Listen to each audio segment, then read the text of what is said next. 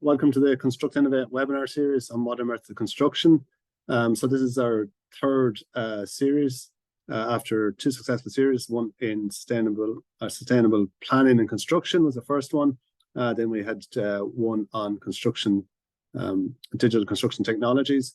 And now this is our third one, which is on modern methods of construction. So this webinar series is going to run over the next 8 weeks, every Tuesday from 12 to 1 p.m.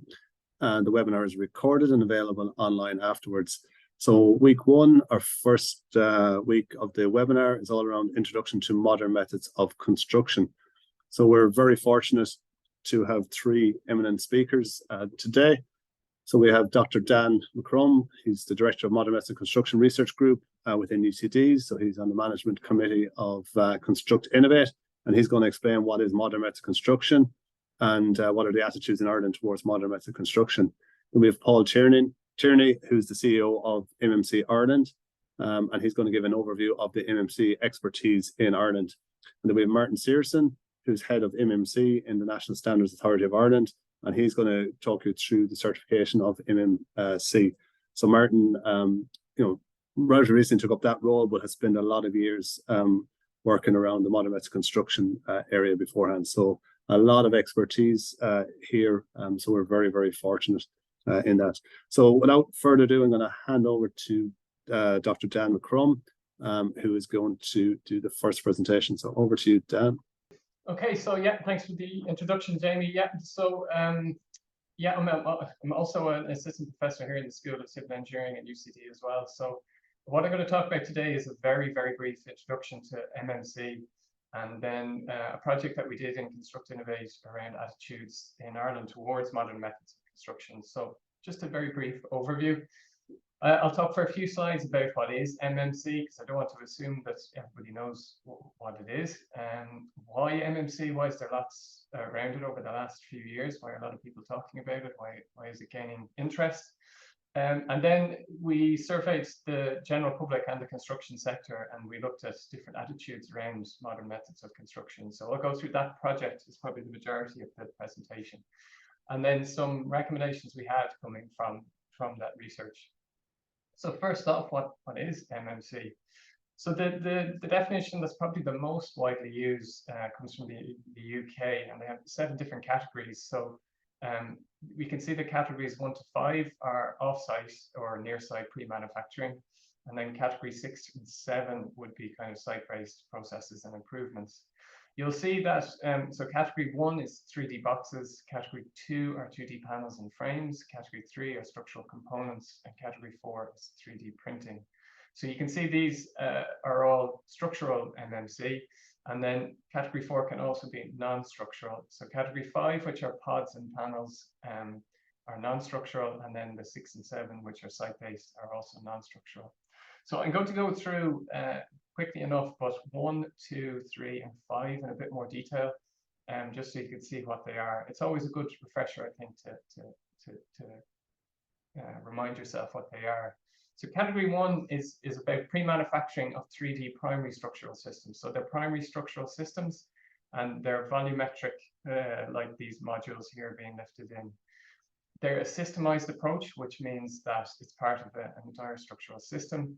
And the term pre-manufacturing, the reference here every time, is about the processes that are executed away from the workplace, okay, so kind of away from site.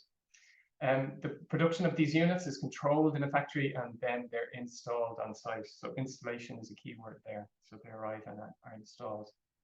When we move on to category 2, we're talking about things like the light gauge steel here, or the CLT panels here, or floor panels here.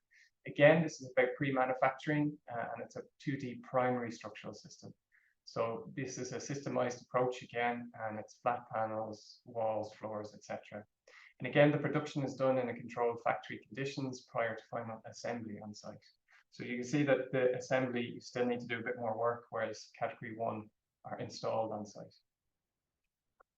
Category 3 then is pre-manufacturing of components. So these are non-systemized, but they're primary structure. So on the right-hand side, you can see the image of lots of people will have used these precast concrete columns. And you can have in situ slabs maybe on top of that or whatever, but they're not part of the same system. So that's the term non-systemized, but they are primary structure. So this includes things like load-bearing beams, columns, walls, core structures, etc. Okay, they're constructed away from sites, so the pre-manufacturing still exists. Okay, but they're not part of a systemized design. Category 5 then is pre-manufacturing again, so away from site. These are non-structural though, so we're now moving into non-structural assemblies and sub-assemblies. So I suppose the things that people probably most commonly come across would be the bathroom pods, which is the image on the top right, or non-structural walling systems, maybe on the bottom right. But M&E equipment as well can come as sub-assemblies as well. So again, these are non-structural, they're pre-manufactured away from site and then arrive on site. So I want to discuss the other ones. I'm going to move on then to briefly why MMC. I suppose, why are we doing this? Why are people like myself researching MMC? Why are companies in the construction sector adopting it more widely? If we take a step back, we have in 2021 report came out, but the work would have been done previously from Ernst & Young, who did a detailed description of needs for the Irish construction sector. And what they noticed or observed really, probably most people will be aware of this really, is it's cyclical in nature. It's a fragmented sector, so nearly 93% of companies have less than 6 people, but in particular the low productivity. So the stats in that report came from 2019, and you can see Ireland's productivity in the construction sector was really quite poor. It's improved since then, but MMC can really help around that productivity side of things. There's other benefits which I'll talk about later, but that productivity issue is a real driver, and the report highlighted that. The approach that's taken, I suppose, in when you're using modern methods of construction rather than traditional construction, is really a design for manufacture and assembly approach. So this is really design for manufacture and assembly really comes from manufacturing, that emphasizes how a component is manufactured and how it will be assembled into a product. And the idea here is let's try and improve the efficiency of this production process. So you have a product, you have a manufacturing process, you have an assembly, and then you have your final product. So you have product design, manufacture, assembly, and then your final product. So it's thinking a little bit differently, and a lot of the decisions are made much more upstream, I suppose, than the traditional construction process. So on the right-hand side, we have our digital design. So your digital models. You have your logistics. So where's your supply chain, where you're getting things from? Your off-site manufacturing, and then your on-site assembly and installation, depending on which category you're using. And then there's different site management and integration processes needed. So there are quite a few differences and skills differences that are needed to adopt this DFMA approach in the construction sector. Why MMC? Well, the benefits. So, and these are all kind of fairly well publicized, different for different types of categories, but these are generalizations. There's less labor required. So part of the solution to the future skill shortage can be using modern methods of construction. So the ESRI, and I think it was last week or the week before, had a report that came out that said we're not going to meet our national development plan if we, one of the reasons is because we have a higher population than we thought we would. But the other reason is the skills shortage in the construction sector. So off-site construction, it's quicker and safer and uses less labor, so it can help hopefully achieve these things.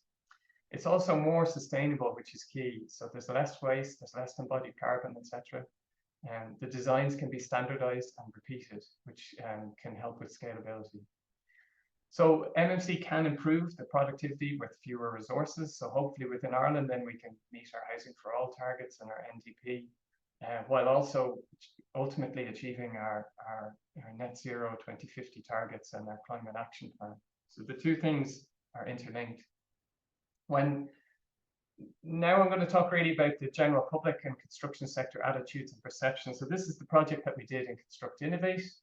So Dr. Shuo Wang was the postdoctoral researcher working on it. And the objectives of this project, I suppose what we wanted to do, we want to see about MMC adoption in Ireland and the perceptions that existed there. So both with the general public and the construction industry. So there's lots of information out there, well, some information out there about what different construction industries around the world think, but there's no surveys out there on what the general public think. that we could find, I should say. So we want to identify drivers and barriers of MMC, maybe ways we can improve adoption, okay? And we want to see if there's approaches we could identify to broaden the understanding of MMC and its benefits. So the methodology revolved around an existing or literature review. So what was existing in out there around the world. Then we did semi-structured interviews with different construction sector stakeholders. I think we had 13 in total from different backgrounds. And then we did, based on that information of the literature review and the interviews, we created our surveys and sent the surveys out. So we had the general public and the construction industry with 2 separate surveys. There were 114 valid responses, 42 from the general public and 72 from the construction industry. So first off, we just wanted to know about awareness. So this is with the general public I'll talk about first, and then I'll talk about the construction industry responses. So in terms of those who in the general public who had heard about traditional methods of construction, we had 95% had heard about traditional methods, but only 57% had heard about MMC. We then asked, of those who had heard about MMC, you know, they have previous awareness of it, how many of you would you buy a new build MMC residential property? 42% said yes, but the exact same said they didn't know. So very interesting that the don't knows and the yeses were there. So what's the reasons behind that? So we also then had a look around terminology that's used to describe MMC. I'm relating to housing here. So we had 4 different terms, so prefabricated house, modular house, off-site house, and rapid build house. And we asked if you had a positive, a neutral, a negative, or you didn't know response to these terms. And what you could see, I suppose, is, well, one thing that you can see is that neutrals were all quite consistent, you know, that 30–35% mark. Most people didn't really mind, I suppose. But what you can see, I suppose, is modular house had the most positive, and after that, off-site house had the next, I would say, least negative, probably is a better way of describing it. And prefabricated and rapid build had slightly higher, particular rapid build had higher negative connotations. So with the general public, then we wanted to know, so those who knew about MMC already, we wanted to know, what did you think about MMC versus traditional construction in terms of quality, energy performance, and sustainability? So you can see on the left that in terms of quality, 33% thought it was better. In terms of energy performance, 54.2% believed MMC is better in comparison to traditional. But in particular, sustainability, they identified 70.8% identified that sustainability, they believed MMC was better than traditional construction. So an interesting outcome there. Now moving on to the construction sector attitudes, we just looked, these are the backgrounds of the respondents. We had 72 respondents from the construction sector. You know, quite a good distribution, I would say, from government, architecture, engineering, consultant, contractor. It was a bit Dublin-centric, to be honest with you, which was a shame, but that's the way the results came out. We then wanted to know first about their experience within the construction sector and MMC. So the figure on the top right is the experience of the respondents in the construction sector. So you can see there was a good distribution, maybe 5 to 10 years. We didn't have as high as we wanted, but a good distribution across the construction sector. On the bottom right then is the respondents who their experience, the construction sector respondents and their experience working in MMC projects. So clearly you can see nearly a third had never worked in MMC, and 0 to 5 years was again around 35%.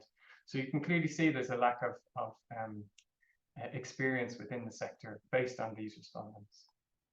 We then looked at what are the potential benefits to MMC, what did the construction sector believe. So we split these out between government and local authority, and then the remainder of the construction sector industry respondents. And you can see that quality, speed of construction were identified as the main benefits, and after that, sustainability. It's kind of interesting to see that the government and local authorities had slightly different perspectives around quality and costs, and also the ability to scale up. In terms of barriers, these results here, they're not percentages, by the way, so don't add them all up and say they don't equal 100. So we asked respondents to rank 1, 2, and 3. So that's why we have scores here. So again, this was the construction industry respondents. They're scoring of barriers to wider adoption of MMC. So the lack of knowledge was identified by all as the main barrier. And then after that was the difficulty to change away from traditional construction, and finally, lack of pipeline.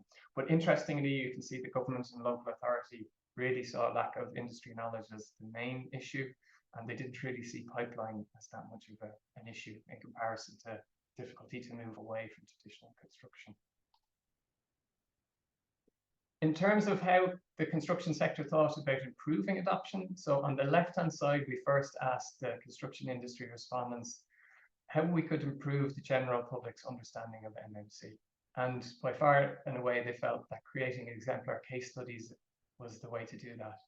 Demonstrating the benefits and also of MMC and ensuring a consistently high quality product were highly ranked as well. On the right-hand side, then, we asked the construction industry respondents, and these are scores, they're not percentages.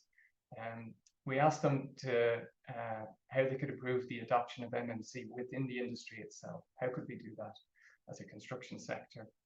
What you see then is that sharing knowledge of MMC practices came out as the highest, but very closely behind that was ensuring a consistent high quality product, and then helping the sector to understand current developments. So education is clearly being highlighted by the construction sector respondents. But what we're consistently seeing is that the construction sector wants a high quality product that can last into the future, really, I suppose. So finally then, recommendations. Now these aren't the full recommendations from the report, I would say. There's more in the report, but these are just, I suppose, a summary of what it was able to fit into the presentation today. So the construction industry kind of identifies that improving MMC knowledge within the construction sector will really help widen the adoption of MMC. The construction industry also highlighted that ensuring a consistent high quality MMC product, showcasing successful case studies and highlighting sustainability would help widen the adoption of MMC, but also improve the perception of MMC with the public. So government agencies, I didn't go too much into this, but could attempt to guarantee MMC project pipeline, align procurement processes. I didn't really go through that here, but I just wanted to highlight it. And also take part in supporting educational initiatives about MMC to improve, to highlight the benefits and improve perception and understanding.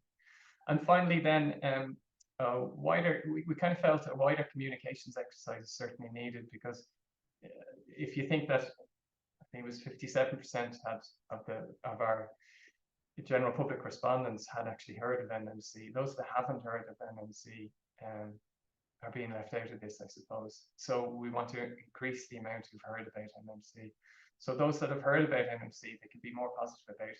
You know, if you haven't heard about MMC, then you don't know much about it. Okay, so that's the end of my presentation. Thanks very much, everyone. Great presentation, and good to see the insights from the recent surveys and that. So the report to go along with that presentation, we'll publish that in Construct Innovate in the next number of weeks as well. So next speaker is Paul Tierney, who's CEO of MMC Ireland. Paul has decades of experience. He's one on the right-hand side of Dan's chart there. He's decades of experience in modular construction. So fantastic to have him here to speak. So over to you, Paul. Hi, Jamie. Thanks very much for the introduction. I go easy on the decades, mind you. So just to give you a bit of background, I'm the CEO of MMC Ireland and have been since May of last year. For the previous 20 odd years, nearly 30 actually, I've been involved in the MMC industry. 20 odd years of that as managing director of a modular manufacturing company based in Ireland and working primarily in the UK, exporting 3D volumetric modules over to the UK for various sectors over there. So just to talk about, before I pull up my presentation and demonstrating the expertise available in Ireland, just a couple of interesting facts that I've picked up over the last recent while. There was the Offsite Manufacturing Conference in the UK, which is normally a place where a lot of Irish manufacturing companies and Irish companies involved in the MMC sector attend with a view to expanding their business into the UK. And I was there this year. It's in Coventry, and I spent 2 days being approached by UK MMC companies looking to enter into the Irish market. And my own personal experience in having worked in the UK in MMC for over 20 years is that there's a shift, and it's tangible shift from the UK into Ireland. There are a number of UK companies moving over here, looking to open factories over here, and they look at Ireland now as a potential centre of excellence for MMC. So I've had a number of companies and individuals who've have decades of experience in this sector saying this to me, and are actually actioning that by moving and opening branches in Ireland. So I just thought that was a very interesting fact. I'm going to just also anecdotally just about the perception of MMC and the use of MMC. And before I get into the detail of the expertise available in this country, like the residential sector in Ireland, just over 50% of houses built in Ireland in 2023 were built using timber frame offsite construction, whether that be 2D panelized primarily, but manufacturers like Glenveagh, ABM and Cairn, who would use them as through their supply chain, are all using MMC techniques as their primary method of construction. So I've seen a huge amount of adaptation of MMC in Ireland, and I can just see that getting exponentially larger over the next number of years. So I'm going to put up a presentation now just to talk about the kind of expertise that's currently available in Ireland. A quick note on MMC Ireland themselves. So MMC Ireland are the representative body for the MMC industry in Ireland. It's currently over 16 to 65 members as of today. It's only in existence just over 12 months. And I've been impressed by A, the quality of membership, and B, the expertise that our members have, both operating in Ireland and throughout the world. I think, and Martin may have more data on this, there's over 100 MMC manufacturers in Ireland. We've 65 members in MMC Ireland, so I think it's a true representation of trends and expertise that is available in this country. Just a quick member makeup, which I think will be representative of what's going on in this country. 2/3 of the members are made up from manufacturers, both of 3D and 2D systems, and main contractors. So main contractors, the main contractors who are members of MMC Ireland would use MMC techniques and MMC supply chain members as their primary route of construction, primary method of construction. So that's just a quick snapshot of the member makeup. Funny enough, the top 5 sectors of the members, which again I'd say is a representation of what the industry looks like in Ireland. Residential, number 1, for obvious reasons. Education and healthcare, quite similar really. There's nothing between them. Data centers, obviously a huge industry in Ireland and Europe and worldwide. And Ireland has become a centre of excellence for data centers. And I think it's much forgotten that it is a huge sector for the MMC industry. Companies like Jones Engineering, Mercury, Dornan, all use MMC techniques manufactured in Ireland and shipped around the world, Europe and around the world. And defence, funny enough, is the 5th most popular sector in MMC in Ireland. So Dan's already gone through these 7, so you know what they are. Just again, a quick split of the membership. Category 1 and 2, by far and away, the most popular. As Dan had said, Category 3 and 5 not far behind. Category 4 is very low on the adaptation, and Category 4 is primarily around 3D printing. There's a small number of companies getting involved in that in Ireland, but it is quite small. Will it become a large sector? It may or may not. I have no personal expertise in that sector, but that's why Category 4 is by far and away the smallest sector on that chart. So what I want to show you here, I want to fly through some quick visuals. And without talking about any company names, it's the principle of what is available currently in the Irish market, with Irish companies involved in the MMC sector. So starting with design. So there are a number of architects in the country, and there are a number of structural engineers in the country. There are a number of engineers involved in mech, elect, sustainability, etc., who have a lot of expertise in MMC. So here's some just sample designs of architectural practice using 3D volumetric as their route to market for these designs. So they've designed schemes here. These are all Irish schemes, one built and three to be built, designed using 3D volumetric, which have been designed, I think, to have planning, and these will be built by 3D volumetric manufacturers in Ireland. Again, structural engineers, there's a number of structural engineers in the country who again design the sub-elements and foundation systems and structural steel elements using offsite as their primary design method, speeding up site times. Again, the usual benefits of offsite around safety, etc. So you have engineering practices, you have architectural practices who use MMC as their primary method of design. Some category 2 examples, some recent schemes. There's 2,175, you can see here, bathroom pods that went into cherry wood. Again, all manufactured in Ireland. I'm going to fly through these guys. Some offsite manufactured balconies. Again, this company manufactured balconies in their factory, designed to coordinate with on-site construction techniques, shipping balconies around Ireland, around Europe, that massively reduce on-site times for installing balconies. Rebar, simple thing like rebar. Like up until a few years ago, rebar would have always been done on site. Now you've a number of companies around the country who do all of this in their factories, and they come to site. So what you have here is in 4 days, you're pouring concrete instead of 4 to 6 months pouring concrete, if that was to be done on site. So you have trades happening side by side. You have design for the above ground elements happening while the on-site construction is proceeding at pace. Again, light gauge steel. So all the schemes I'm going to show you now are Irish schemes, all manufactured and built in Ireland. So these are light gauge steel. A number of manufacturers in Ireland with expertise in this have been doing this for a number of years.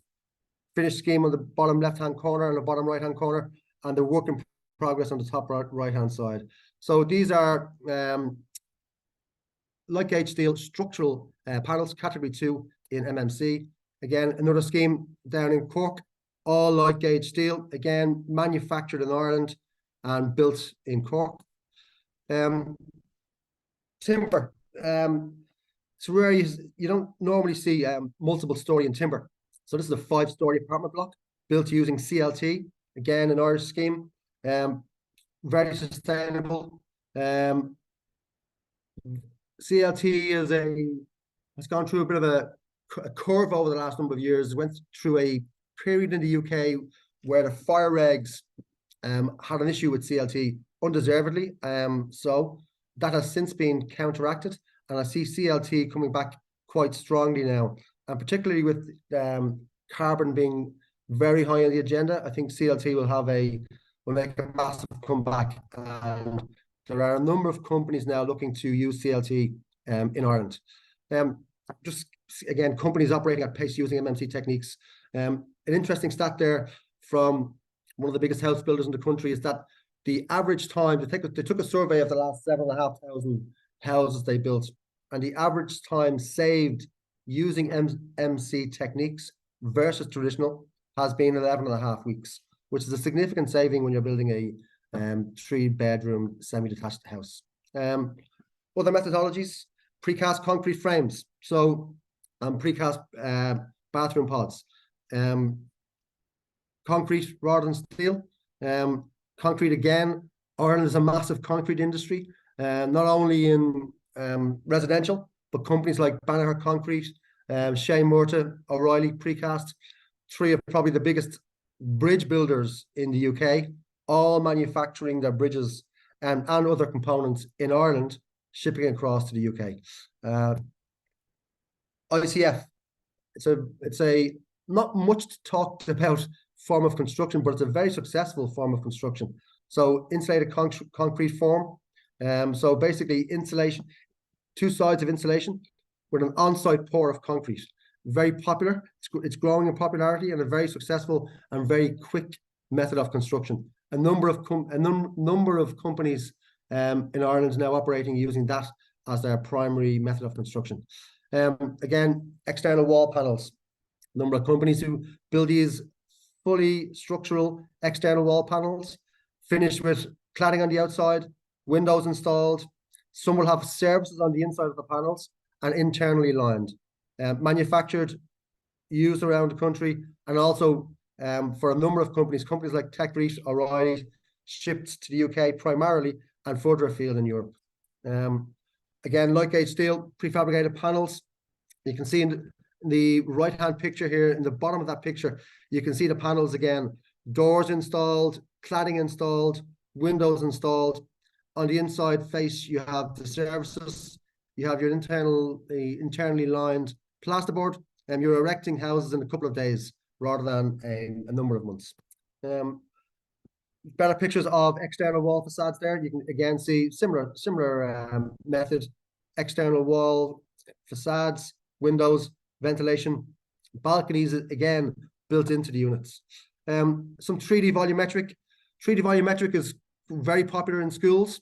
You can see here two-story schools again using both 3D volumetric and 2D combined. Another large school, this actually school was built in Ireland, manufactured in Ireland and shipped to the UK and installed in the UK. A number of companies over the years, and the previous company I was involved in, would have made their business from manufacturing schools in Ireland and exporting them to the UK, which is kind of ironic really when we had a massive school shortage in Ireland.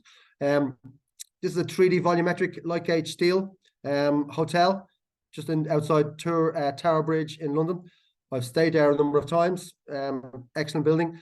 And just to finish on a 3D volumetric, to give you an idea of a factory in progress. So this is a module, one of 3 modules for an apartment. And this module on the outside has all the services from a 3-bedroomed apartment coming out into what will be the corridor of this apartment block on site. And when these modules go to site, what happens is a false wall, which will become the fire barrier, will be installed on site with hatches to access all of the services. I've one photograph to show you the factory finish of the modules. That's a kitchen, again, built in a factory in Ireland. This is a part of a 42 apartment block, mixture of 2 and 3 bedrooms, manufactured in Ireland, shipped and installed into the UK. But that's the factory finish of the modules. That's the actual building getting installed. 3D volumetric cladding done on site, not off site, for planning reasons. And that's just a picture of the finished product. Again, that expertise is from Irish 3D manufacturing companies, of which there are a number in Ireland. And just to finish, just with a slide of the snapshot of the members of MMC Ireland, who I think are a very good representation of the MMC industry. And to finish on what I think is, if you want to spend some time looking online, there are a couple of companies in the UK who, if we have the pipeline in Ireland and the investment in Ireland, we can certainly do what is happening over there. There's a company called Vision Modular, which is actually owned by pretty esteemed Cork man, John Fleming, from John J. Fleming. So his company is Vision Modular. And Vision Modular are a very successful 3D volumetric manufacturer in the UK. They've built multiple story units all over the country. They've currently built the largest, the highest 3D volumetric building, which is down in Croydon. I think it's 38/40 stories. One tower is 38 stories, one tower is 44 stories, all built in a factory, all delivered to site, fully finished. And another company, which is a light gauge steel company, but it's the difference between what they're doing in the UK and what that company is doing versus what we're doing currently here is the factory is fully automated.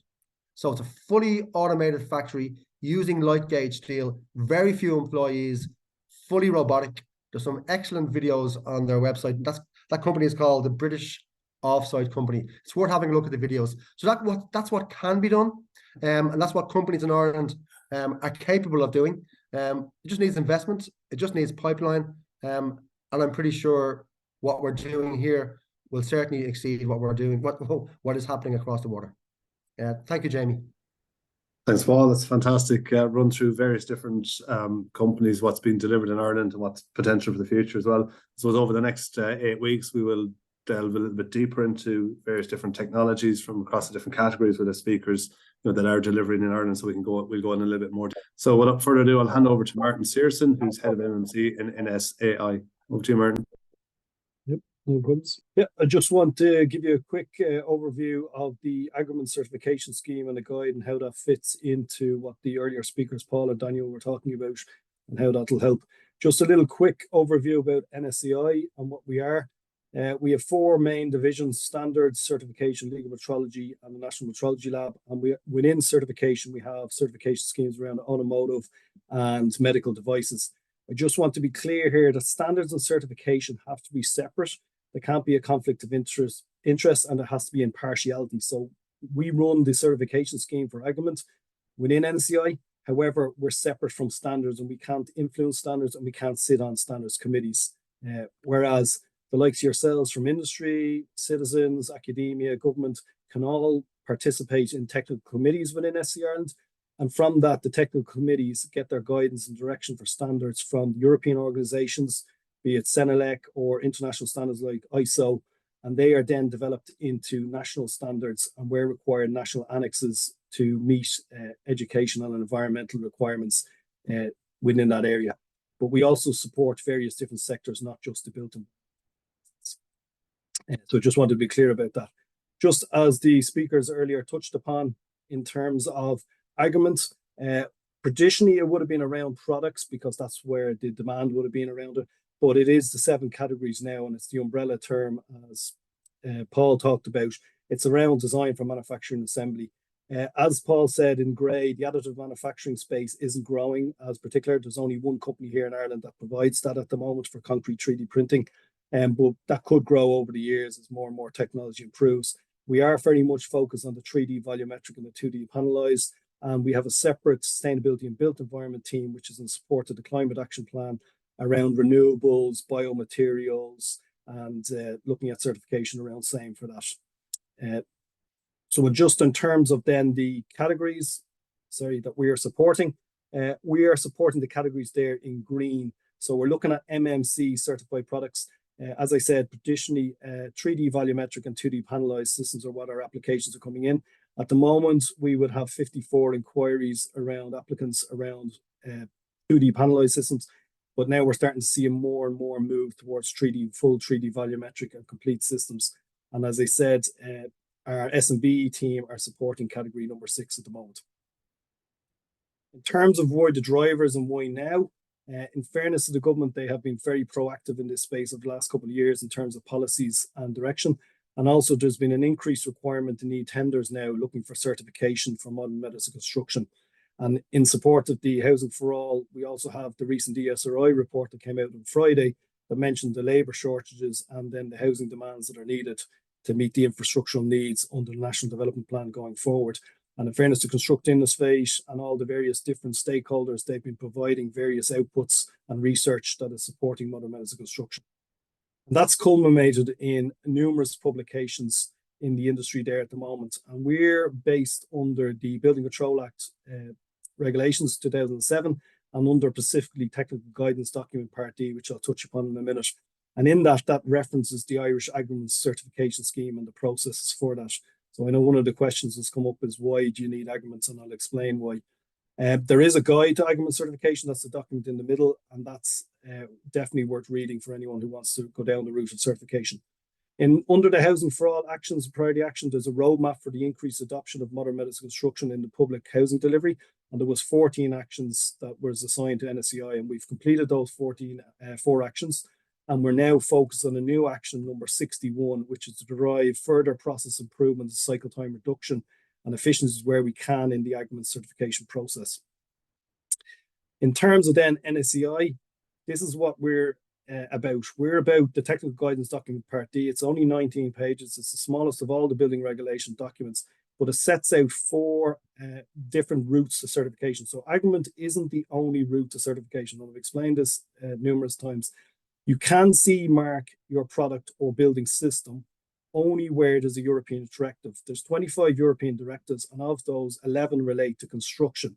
Of the 11, typically 9 relate to mechanical and electrical systems. So that's why the likes of the mechanical and electrical contractors have been very successful in exporting, because they would comply with various European directives, such as low voltage directive, machinery directive, pressure equipment directive, ATEX directive, and they've been exporting that to the life science and data center sectors across Europe and in compliance with same. You can go down the European Technical Assessment route, which is managed by IOTA, which is based in Brussels, and you can certify your product to that. But you must be clear about the system that you're providing and the details. We have received some European Technical Assessment documents. However, they were limited in scope or limited in testing that the manufacturer sought. So we do recommend that you're very clear and detailed around that process. It does take, it says on their website, it does take between 9 months and 12 months, and if not longer, depending on the inputs that they receive.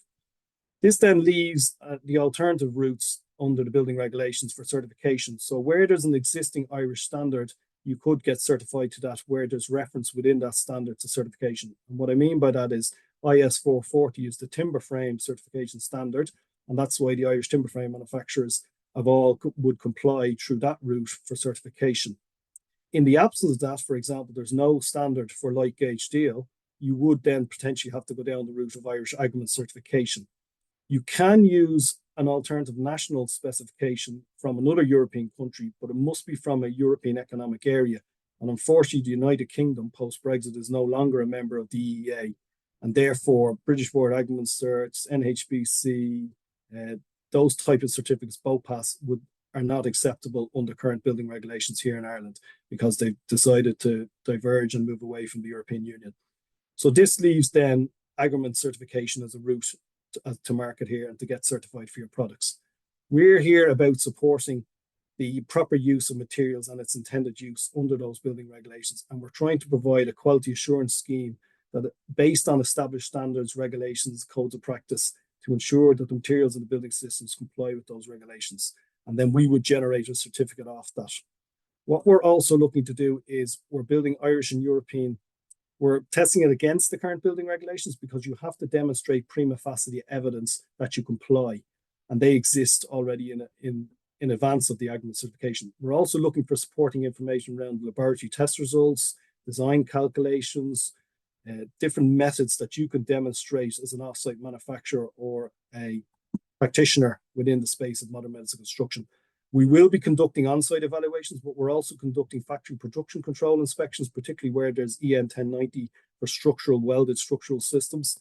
But we're also providing surveillance audits as part of the agreement scheme. And it's all to demonstrate that there's a robust certification that can be assessed and verified here in Ireland for your system. At the moment, we have 16 clients that are agreement certified, and you can download the certificates on the NSCI website.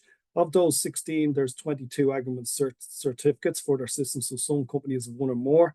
And since July that we've come on board and set up the new MMC certification team within NSC Ireland to respond to the demands of the sector, we've had over 38 additional inquiries. So we now have 54, and as of this week, received another 2 further inquiries. And as Paul alluded to, there's a brand new company that came to us and asked us, inquired about modern medicine construction. So it is growing as a sector. At the moment, there's 172, but since I got 2 new inquiries, one in Ireland and one abroad, there's now up to 73 offsite manufacturers here based in Ireland with an indigenous factory location. They're serving various different sectors, so they're not all in the residential sector. They're in the data centers, life sciences, educational, defense, as Paul broke out earlier. And now we're starting to see an increase in healthcare, obviously due to demands for accommodation for both healthcare workers and staff on site. And that's starting to grow as well. And also the educational sector, there's 16 companies in that framework with the Department of Education. And there's also looking at around agreement certification for that type of scheme. So there should be developments around that area. As I said, we've seen a 71% increase in inquiries, and we're also starting to international inquiries. And we had our second Chinese inquiry this week in terms of seeking certification for agreements here in Ireland. So you're starting to also see a global support here coming into Ireland in terms of residential side of it. In terms of the steps and services that we provide, especially for new market entrants or new companies that are looking to get certified, we're looking at doing a pre-approval process. Rather than bringing them into a very detailed agreement certification scheme and them getting tied up or bogged down through the processes, we will pre-assess them, and we'll also assess their factory. And if they're successful in meeting a minimum scoring criteria, we will then bring them into the agreement certification scheme. It takes quite a while to get through the scheme because you've got to demonstrate all the inputs, as I state, which I'll show you now, against various different categorizations or criteria that have to be met to show that the product is robust and can meet building regulations and other statutory requirements. And that's where a lot of companies seem to fall down or fail. They're very strong fire regulations or structural regulations, but as they start moving through the various different building regulations and different standards and requirements, it's where they start having difficulty. In many cases, we see a lot of difficulty around mechanical and electrical, where it hasn't really been taught out or hasn't been really considered within the modular solution. That's very much left to other consultants to establish that. And then you'll be complete a surveillance audit every year over the 5-year period, and your certificate is valid for 5 years. And we're also providing in support of the lack of knowledge and understanding that Daniel identified in the survey, is to provide ancillary certification for those companies who wish in support of the building control and member regulations. And that's separate to agreement certification. Agreement certification is a quality assurance scheme, whereas the building control and member regulations is around inspection and certifying of those modules on a particular project. It is not in the absence of agreement certification. You still need agreement certification to be able to operate, but you also need to comply then and demonstrate the compliance locally on a project. And then furthermore, in support of the recent government BIM announcement, which has now come into effect in January this month, we'll be also providing ISO 19650 certification for those organizations as part of the government BIM mandate for public work projects. We highly recommend that you do a gap analysis of your projects before you start and of your systems, and make sure that you're ready and you have all the test documentation and technical information that you need. You complete your application form online with NSC Ireland. Just follow the links to agreement certification and pay a small fee. And then you're looking at, we would like to see the technical documentation coming in line with the current building regulations A to M, which will allow us to assess your application. We're finding a lot of incomplete or poor evidences, or sections that have been skipped or to follow, or further information needed. So that does not help in the process when you want to start a pre-assessment. We'll then take an initial assessment of the information that's been provided to us. We'll have a kickoff meeting with the clients, and we meet them directly one-to-one, and then we'll ask them further questions or where we need further information to support their application. And then we will start the commencement. We will draft up a scoping agreement to make sure we're clear about the scope, because we have cases where people aren't clear about their purpose groups for fire regulations, what type of sectors they want to be involved in, what type of heights. And they're not really sure sometimes in what type of modules, in a sense that they want to roll out on a larger scale. So we'll scope that document yourselves and then draw up a contract with the offsite manufacturers. We'll also establish the legal entities and the relationships between the offsite manufacturers, because sometimes they're not always based here in Ireland. They could be being sourced from Europe or another jurisdiction. And then we'll carry out the detailed technical assessment specification against the various different requirements that we have set out within our scheme. And then subject to that and subject to assessment, we'll draft up the certificate issued to the manufacturers for their review prior to internal review, which must be separate from ourselves as a certification team. We must have independent peer review, and then it's valid subject for an annual surveillance audit then on a yearly basis. Typical elements that we would look for in the technical assessments is around the durability of the materials, the structures, the behavior in relation to fire, thermal performance, sound, air tightness, even around the maintenance and use of the materials, or whether it needs continuous maintenance. We're looking at interstitial condensation, air tightness, and consequences of failure. And then it's around the quality assurance and quality control processes that are within those factory environments, the competency of the staff, both on the production floor and in the back office, also around the design requirements, packaging, transportation, because if these modules are damaged or are compromised in any way, it does affect the agreement certification. We also stress that when the agreement certification is published, you must adhere to the requirements set out exactly to that. The Building Control Authority and the local authority are the ones that have powers of authority under the current building regulations. NSCI does not have powers of authority under the built environment, We only have powers to withdraw or suspend or take down agreement certifications. So it's very much the onus is on the manufacturer to adhere to their agreement certification and how they demonstrate that their product or system is fit for purpose. A lot of people also always ask us about the pathway or the timelines that take in this process. We've set them out here, indicative based on the information, and we're constantly working on that. As we said, our focus is on trying to reduce the cycle time. We'd love to get it down to 6 to 9 months in a technical assessment, but we find that it's very much based on the inputs that we receive. So if we're outstanding certain documentation or additional testing needs to be performed to demonstrate compliance, that's very much on the onus is on the client or the main contractor or the offsite manufacturer together to get that documentation to show, demonstrate evidence. And that's where we sometimes find difficulty, where that hasn't been fully thought through in terms of an operational process. Once we're happy and satisfied that all the documentation is in place and we have all the supporting information and a lot of our questions have been addressed and answered, we'll then draft up the agreement certification, do a final independent technical review separate to ourselves, and then we'll issue approval within a week or two of getting that, and we'll publish it straight up on site. And then there's the annual surveillance audits that are carried out. We'll have some unannounced and we'll have some that are planned, and we'll indicate to the market where we'll be doing those both on-site and off-site. So we do ask companies, a lot of the issues that we're discovering is around the documentation, the maintaining, and because you're running either a quality assurance or quality management system, be it to ISO 9001 or EN 1090, you've got to support that up with documented evidence, and we're finding that's not always the case for a lot of these systems. So, but we're here to help and support, and we just have to be careful that we cannot provide consultancy and advice because we're running a certification scheme. So that's where we're here at the moment.